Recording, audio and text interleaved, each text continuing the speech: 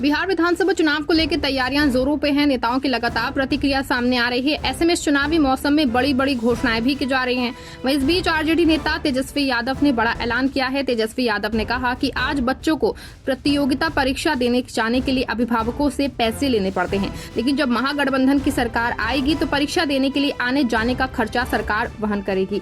साथ ही नीतीश सरकार पे हमला करते हुए कहा कि इस प्रदेश में सबसे ज्यादा बेरोजगारी है।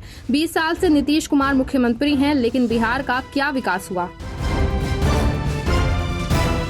उत्तराखंड में आज सुबह केदारनाथ मार्ग पे एक हेलीकॉप्टर दुर्घटनाग्रस्त हो गया, जिसमें 7 लोगों की जान चली गई। वहीं इसको लेकर के अब सीएम धामी ने दुख जताया है। इस घटना को लेकर उन्होंने एक्स पे लिखा कि रुद्रप्रयाग जिले में हेलीकॉप्टर दुर्घटना की बहुत दुखद खबर मिली है।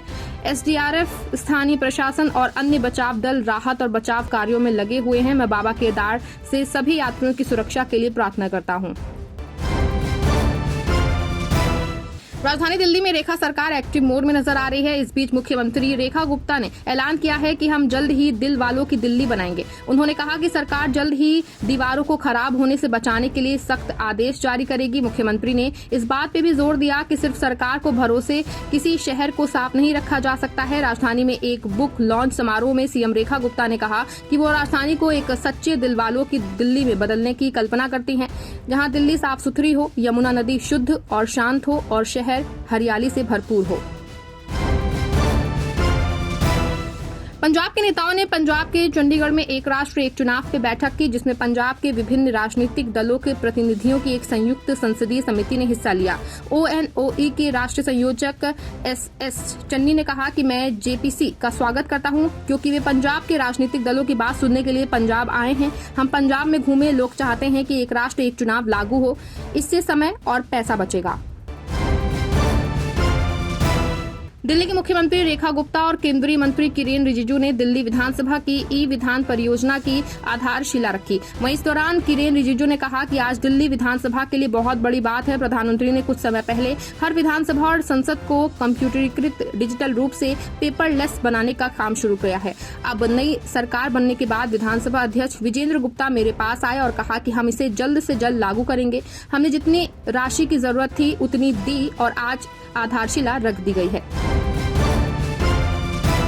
वरिष्ठ कांग्रेस नेता हरीश रावत ने गाजा में लोगों की मौत पर चिंता जताई है। इसके अलावा वायनाड से सांसद प्रियंका गांधी वाड्रा के बयान पे बोलते हुए वरिष्ठ कांग्रेस नेता हरीश रावत ने कहा कि भारत का फिलिस्तीनियों के साथ बहुत पुराना रिश्ता है। यासिर अराफात के समय से अगर कोई अरब देश पाकिस्तान के खिलाफ हमारे साथ खड़ा था तो ये फिलिस्तीन है। फिलिस्तीन के लोग हमेशा भारत के साथ खड़े रहे हैं। एक राष्ट्र एक चुनाव पे बोलते हुए केंद्रीय मंत्री अर्जुन राम मेघवाल ने कहा कि एक राष्ट्र एक चुनाव पहल पे एक संयुक्त संसदीय समिति का गठन किया गया है। जब मैंने लोकसभा में विधेयक पेश किया था तब विपक्ष की ओर से इस जेपीसी के गठन की मांग की गई थी। हम पहले से ही समिति पे हिस्सा हैं। पाली से हमारे सांसद पीपी चौधरी जेपीसी के अध्यक्ष हैं। उन्होंने दिल्ली में कई बैठकें की हैं, विभिन्न लोगों से साक्ष्य एकत्र किए हैं और अन्य राज्यों से भी फीडबैक लिया है। उत्तराखंड के देहरादून में रन फॉर योगा मैराथन का आयोजन किया गया। रन फॉर योगा मैराथन में उत्तराखंड के मुख्यमंत्री पुष्कर सिंह धामी शामिल हुए। इस दौरान मुख्यमंत्री पुष्कर सिंह धामी का जोरदार स्वागत किया गया। सीएम पुष्कर सिंह धामी ने रन फॉर योगा मैराथन को हरी झंडी दिखा के रवाना किया। बता दें कि रन फॉर योग का मुख्य उद्देश्य लोगों में स्वास्थ्य और फिटनेस के प्रति जागरूकता बढ़ाना है।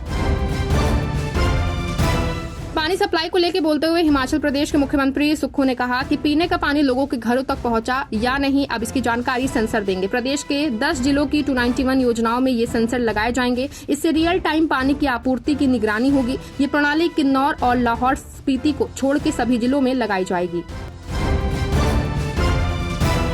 हरियाणा के मुख्यमंत्री नायब सिंह सैनी ने रन फॉर योगा मैराथन को हरी झंडी दिखाई। कुरुक्षेत्र में रन फॉर योगा मैराथन में प्रतिभागियों को संबोधित करते हुए उन्होंने कहा कि 11वां योग दिवस 21 जून को मनाया जाएगा। 27 मई को हमने राज्य के विभिन्न विभागों में योग से संबंधित कार्यक्रम शुरू किए थे। 21 जून को पूरा राज्य इस दिन को मनाएगा। हमें योग को अपने शरीर का अभिन्न अंग बनाना चाहिए। हमें अपने शरीर की सेहत के लिए कम से कम 1 घंटा निकालना चाहिए।